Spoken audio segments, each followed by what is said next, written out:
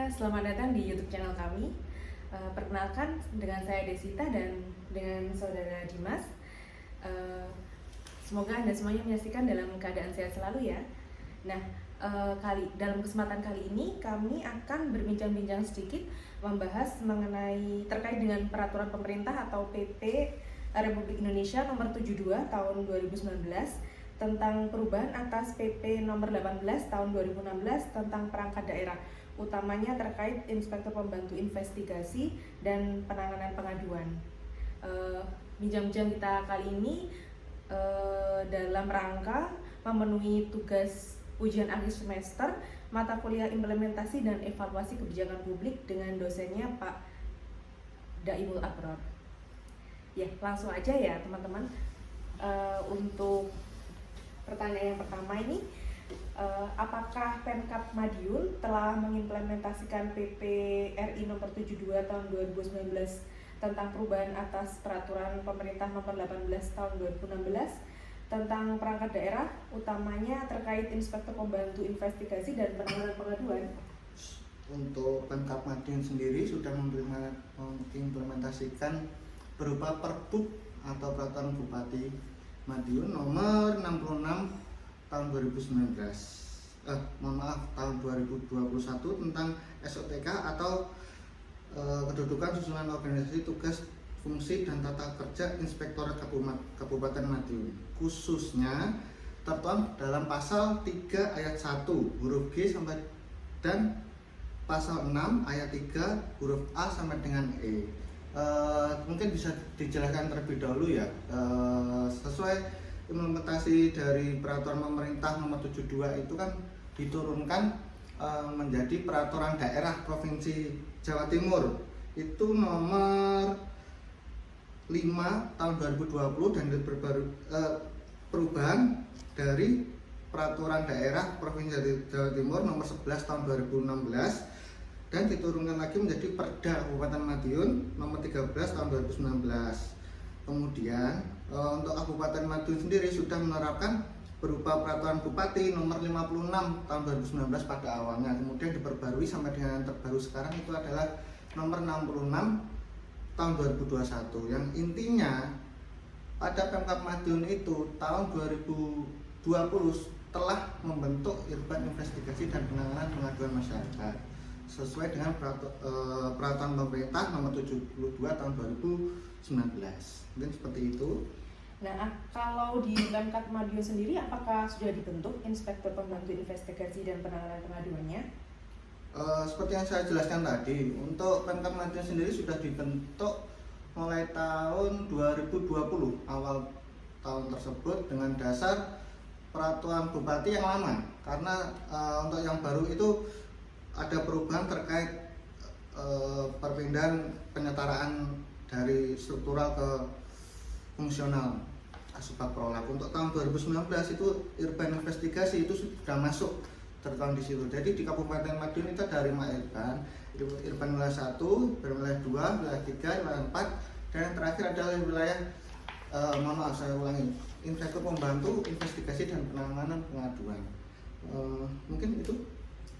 Kalau untuk tugas dan fungsi pokoknya Irban Investigasi tersebut apa aja ya?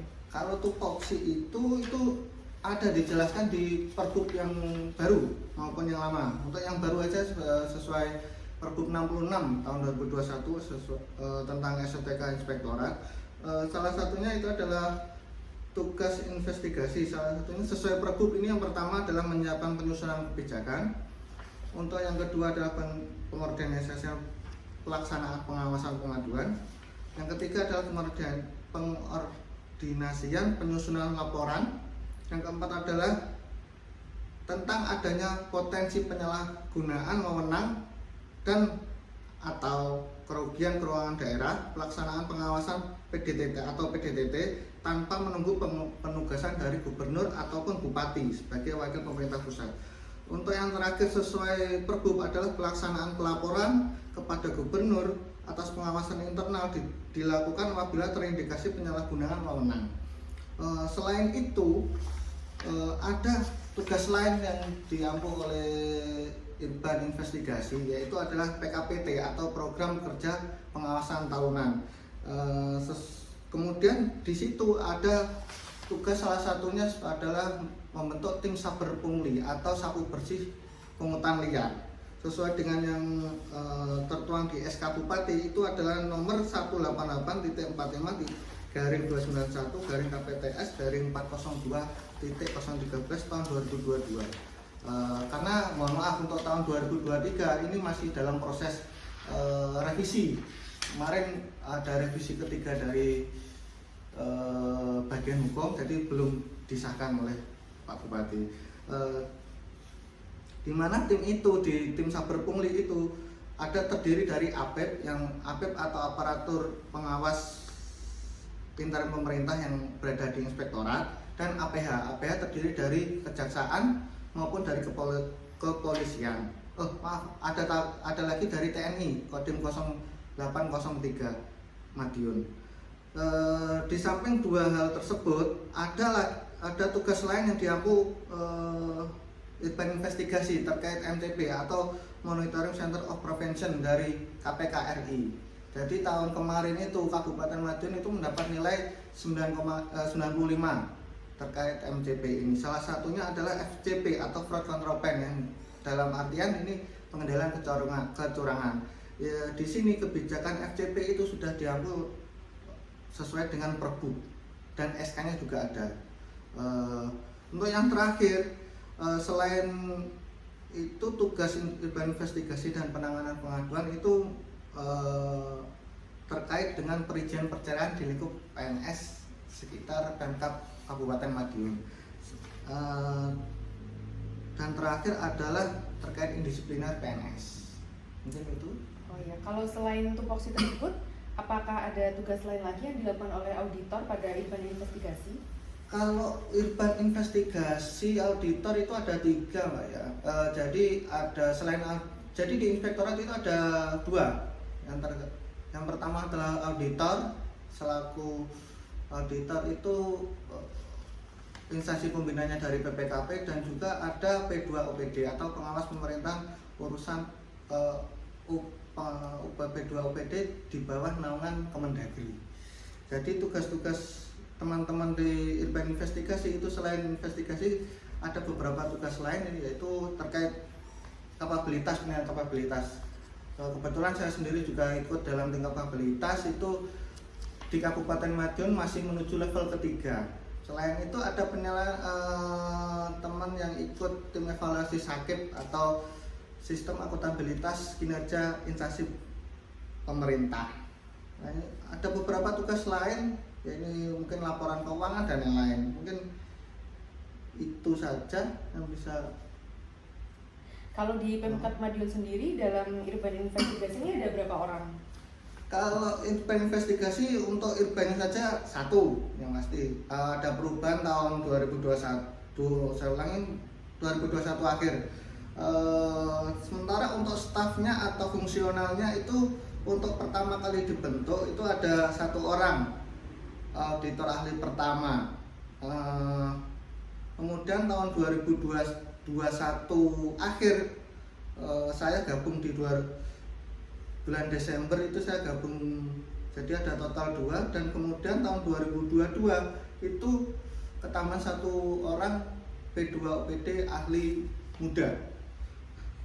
Dari jumlah ketiga fungsional yang tergabung itu sesuai dengan PK jabatan tahun 2023 itu masih kurang, karena sesuai peta jabatan itu harusnya ada kekurangan. Untuk auditor ahli media itu 1 orang, untuk auditor ahli muda itu 2 orang, untuk yang pertama 2 orang. Sementara untuk P2UPD itu ahli medianya kekurangan 1 orang dan ahli pertama itu 1 orang, sehingga total kekurangan itu SDM sekitar 7 orang. Ada Irban Investigasi saja.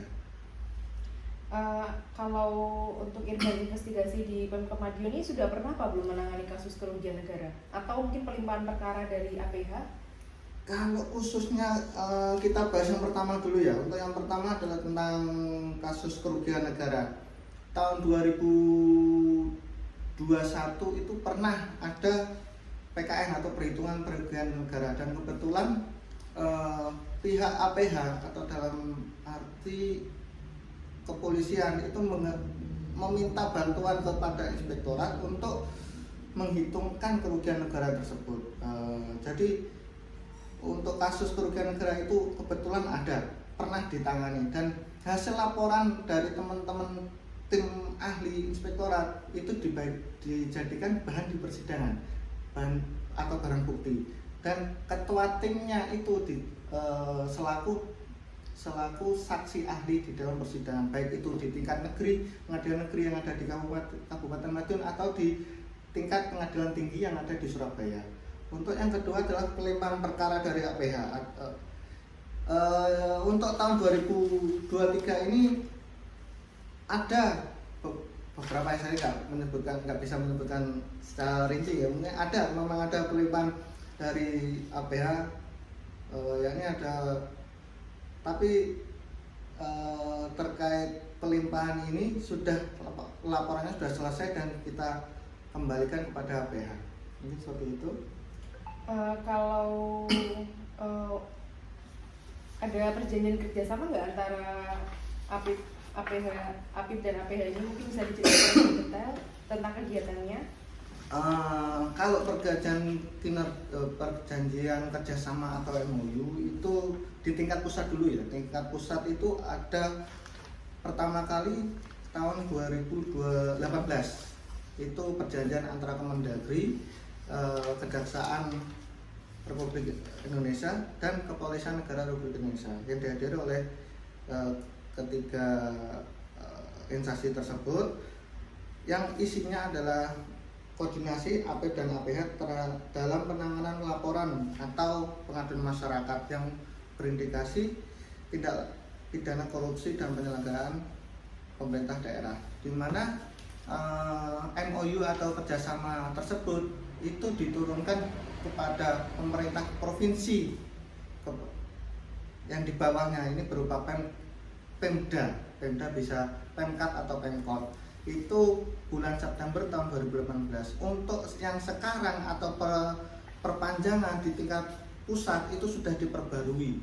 Jadi sekitar, kalau nggak salah itu sekitar tanggal 26 Januari kemarin sudah diperbarui untuk MOU atau kerjasama APH. Tapi untuk tingkat daerah, utamanya di Pemkab Madiun, itu karena perjanjian atau MOU yang pertama itu penandatanganan bulan September tahun 2018.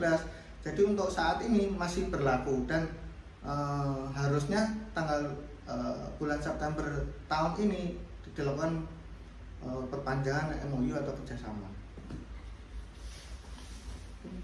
Yang mungkin saya tambahkan lagi terkait isi dari perjanjian kerjasama itu, intinya ya ini pada mungkin tertuang pada pasal 7, yakni pihak pertama atau APIP itu melaksanakan pemeriksaan investigatif apabila menemukan adanya dugaan tindak pidana korupsi. Itu pihak pertama, dalam tanda arti ini APIP, menyerahkan kepada pihak kedua maupun pihak ketiga, ini APH. Pihak kedua adalah Kejaksaan, pihak ketiga adalah Kepolisian, untuk dilakukan penyelidikan. Dan ini di ayat selanjutnya itu dibalik, apabila pihak kedua atau ketiga dalam tanda arti APH menemukan kesalahan administrasi, itu dilimpahkan atau penanganannya itu diserahkan pada APIP. Jadi ini tergantung case-nya. Kalau case-nya kesalahan administrasi itu kewenangan dari APIP, kalau muncul tindak pidana korupsi itu kewenangan dari APH. Itu. Kalau dari Pemkab Madiun sendiri, apakah sudah ada upaya yang cukup untuk mengakomodir pengaduan-pengaduan dari masyarakat tersebut? Jadi untuk Pemkab Madiun itu sendiri itu sudah sangat berupaya menurut saya, karena sudah beberapa kali kita mengadakan sosialisasi terkait gratifikasi, terkait utamanya gratifikasi ya. Gratifikasi dalam tanda arti ini sudah mungkin sekitar 3 tahun itu kita rutin mengadakan sosialisasi bisa kepada utamanya ke pelayanan publik. Jadi pelayanan publik ini adalah garda terdepan dalam pencegahan korupsi, karena paling banyak dan beresiko untuk menerima gratifikasi.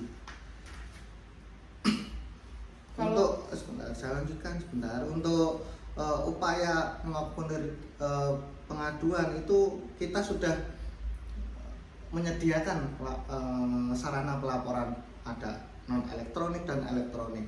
Non elektronik ini jadi pelapor bisa datang ke kantor kita, itu sudah disiapkan form pengaduan. Nanti jadi hak dari pelapor adalah menerima laporan progres pengaduannya. Jadi pelapor bisa menanyakan progres pengaduannya itu sampai mana, itu berhak. Selain itu ada elektronik, pelaporan elektronik itu di web inspektorat itu ada, itu situsnya ada di Lapor Kami maupun di webnya kabupaten itu juga ada.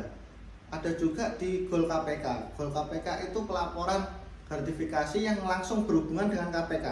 Jadi nanti pengaduan tersebut bisa langsung masuk KPK, nanti KPK langsung disposisi ke Pemkab. Jadi seperti itu. Kalau terkait tim saber pungli yang melibatkan TNI, Polri, dan Kejaksaan, apakah ada kegiatan rutinnya di setiap tahunnya, dan apa saja isi kegiatannya? Kalau tim saber pungli itu karena saya baru masuk tahun 2019, dari awal saya masuk itu memang sudah ada dan rutin berjalan. Mungkin kita bisa mengerucut ke tahun 2022 kemarin aja nih.